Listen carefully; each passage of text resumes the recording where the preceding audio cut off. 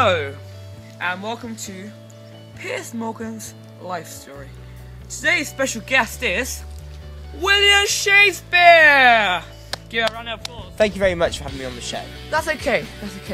So let's get the first question rolling. Okay, when was you born?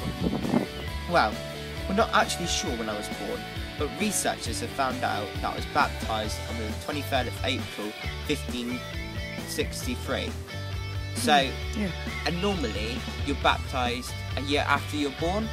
So they say where I was born on the 25th of April, 1562. That was very interesting. You died 400 years ago. Did you know that? Yeah, I did know that actually. But I wrote plays in a world without aeroplanes, TVs, computers. And I looked up on Wikipedia before I came on the show.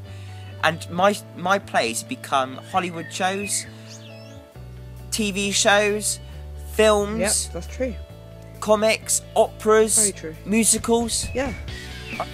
That you couldn't spell for toffee.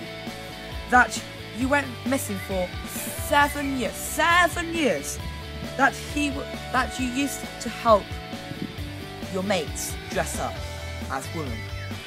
And that some people thought that somebody else wrote your scripts. I don't really know, but I know I've been dead for like 500 years, so how can I remember? But I know I wrote some amazing plays that still get translated into modern society and people understand them, like Romeo and Juliet, The Midnight Summer's Dream,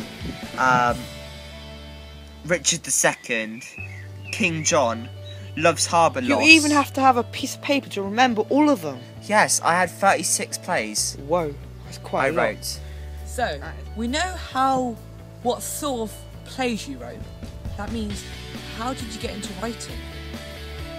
There was 3 modern day stories about how I started writing. The first one was The Four-Legged Animal. Here's my four-legged animal. Oh.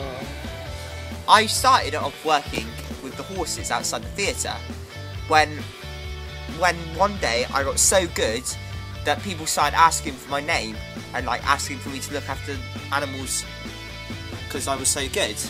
And then one of the actors came out and struck a conversation with me and was so impressed with what I did and my appearance that they offered me a job inside the theatre.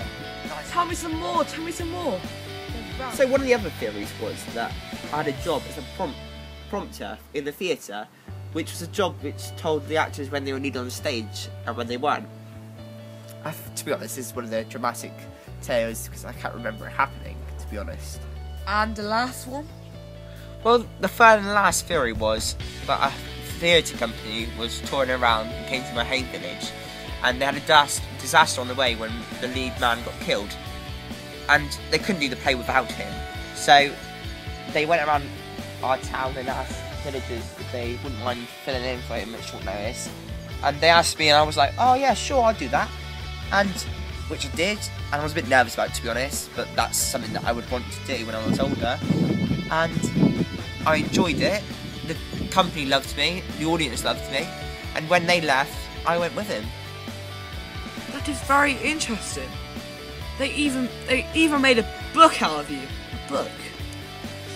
Yeah, it says in here that she had a wife, and she's called Anne Hathaway. Oh, my lovely Anne. Well, she was 8 years older than me.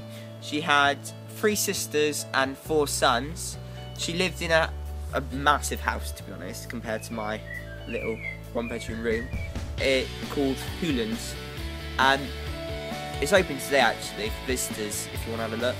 It's called Anne Hathaway's Cottage, but it's a pretty big farmhouse. To be honest, I think most of my plays have been surrounded by her. Like, we know where she lived and all, but there's always a but. When was she born? Hey, what are you doing? nothing. You're on fake! Security! Get him! Don't hurt me. Security! I'm sorry about that. Yes, he was a fake. All of that information, it is true. I'll have to say good night. See you next time.